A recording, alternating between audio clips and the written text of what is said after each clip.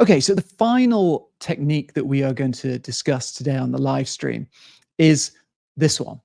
All the world's a stage.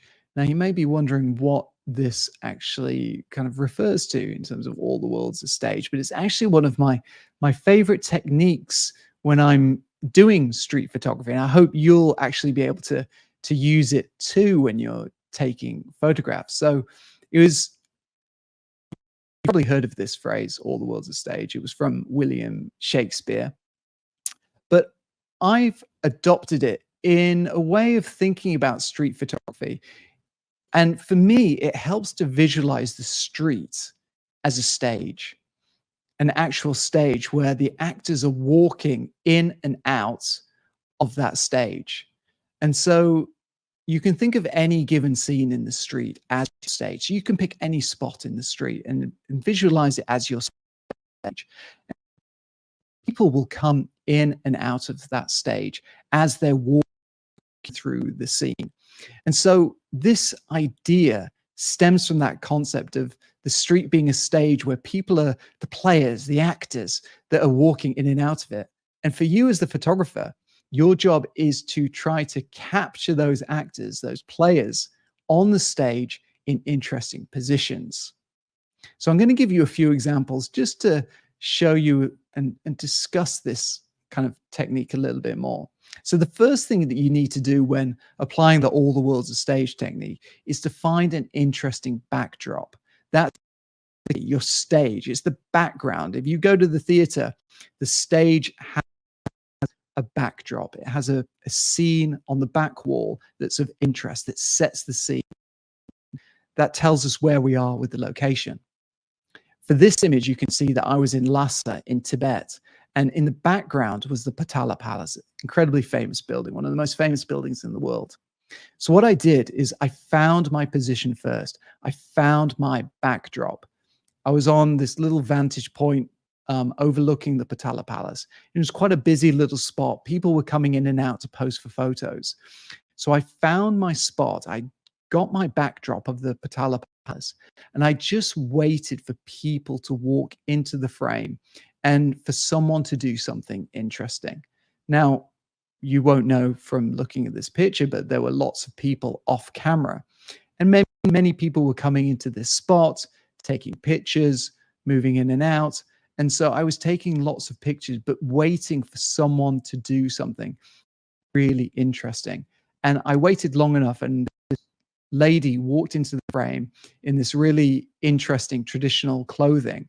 And then she was reacting to someone off camera who obviously made a joke. And I was able to capture that moment as she was laughing. So I had the backdrop. I waited for someone interesting to come in, and I waited for that moment. And that's what made this picture. Again, we're still in Tibet with this picture as well, but inside a monastery. And my stage with this beautiful monastery's walls, all painted in red, some in the background in white. And I knew it was a perfect, quote unquote, stage for my photograph. So I picked this spot because I knew that if I waited, someone would walk into that space, because I'd been standing there for a couple of minutes and I noticed people walking in and out. So I knew if I framed it and if I just waited and got lucky, someone interesting might walk through. And I got really lucky in this picture because the monk who's walking through was wearing the same color robes as the painted walls. So I was extremely happy with this picture. However, I'll reveal a secret. There were pictures that I took either side of the scene of not so interesting people. But you'll never see those pictures because I'm so happy with this one. This is the only one I'll share. Here's an example of an advertising. This was in Beijing in China. And I saw this huge advertising on a shopping street of the basketball player Yao Ming on the left and Tiger Woods, the golf player, on the right. And I knew it would be an interesting backdrop. So all I did was I picked my spot. I think I sat on a bench, framed the scene, and then just waited as shoppers walked in and out of the frame. So the hoarding, the advertising hoarding, was the backdrop. and the actors, the people walking in and out of the scene. And I just wait for an interesting composition. You can see with the people here in the foreground, they kind of form like a little triangle. You've got the two men in the middle, you've got the businessman on the right, the two girls on the left, and the man in the middle. You can see that there's nice little spacing between each of them, and they form a really nice shape with the two very recognizable people on the advertising either side. So all together, this all makes for a nice example of the all the world's a stage technique. But it doesn't have to be super complicated. You could choose something like it, just like an interesting window outside a shop like this one that I took in Hong Kong. I noticed that we're taking this, I took it at night, and you could see that the neon lighting from inside was lighting up the water on the window. And so I framed it first. I got my backdrop and I waited for some interesting people to walk into the frame in the foreground. And again, getting lucky, I managed to get two people walking in opposite directions and captured them just at the moment. You look in the middle, just that little space between the man in the foreground and the woman in the background really makes for an interesting composition to that particular image.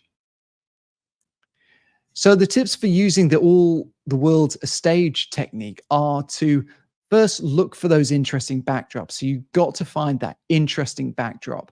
Find something, whether it's a famous landmark or just something interesting in the background that you've noticed. That's your first step to using this technique. Then you've got to pick your angle. So whether that's a low angle, whether you're at eye level or a high angle, pick your spots. You've got your backdrop, pick your spots. And then finally, try to anticipate people where they will come in and out of the frame into your picture and be ready to capture that moment. And, like I said before, with this technique, you're not going to just take one picture and just have it right there and then. Take multiple pictures. Don't go crazy. Don't, put it on auto shutter and just fire off lots of frames. You're being purposeful, but it takes time and it takes experimentation, and just be patient with it. And hopefully this technique will work for you as well. All right, let's go into your final comments and questions. If you have any, put them in now. This is your last chance for the live stream, at least, to send me through your comments and questions. I'm just going to open up the final ones that we have here before we start to wrap things up for today.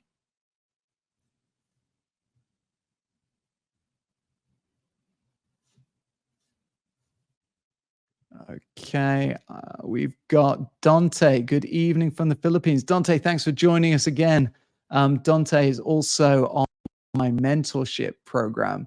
Dante and I have been working together for just over a month now. If you're interested in the mentorship program, don't forget to click the link in the video description. You can find out more information about it, be able to help you improve your photography. Dante is working on some really interesting projects in the Philippines at the moment. So Dante, thanks for joining us again.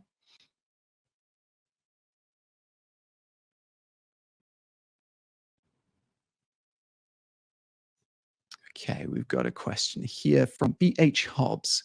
Does the position of the sun affect which part of the city you decide to visit? Yeah, that's a good question. Like I was talking about before in the section about using light to improve your street photography. Yeah, I'm always thinking about light depending on whichever location or place that I'm in. I actually have, obviously I have weather apps to look at what the weather conditions are every day, but there are also apps that you can get that will actually tell you which direction the light will be in at any given point in the day. So you can plug in your location, you can turn on the location sharing, and it will actually give you a live readout of where the light will be at any given time of the day. So you can stand in one location and you can actually kind of visually assess where the light will be. So I find tools like that really, really useful. I mean, if you are going to a place on multiple days, you'll start to get a sense of where the light is at different times of the day. So you might not need an app, but you might go to a location, like I mentioned before, go there in the morning and say, okay, the sun's coming from this direction, but that doesn't work for the photo that I need. So I'm going to come back later in the afternoon when the sun's coming from this direction, and it will be much, much better. So definitely, if I'm going to a city and I'm planning on taking photos and I've got maybe a shot list, or I know that I'm going to be in a particular area of the city at a particular time, I'm always thinking about the light. I'm always thinking about what's the best time of day for me to be at that location, best chance. And again, that's what I mentioned in this section previously about planning around the light. You've got to plan your day around the light. And as a professional photographer, I will do that. I'll assess each location that I go to for the lighting conditions and plan my shooting accordingly, because I don't want to waste time going to locations when I know that the light will be terrible, or the light will be completely different, or from the wrong direction. So I'm always thinking about the light and always planning around the light. So that's a really useful and good question, BH Helps. Thank you for that.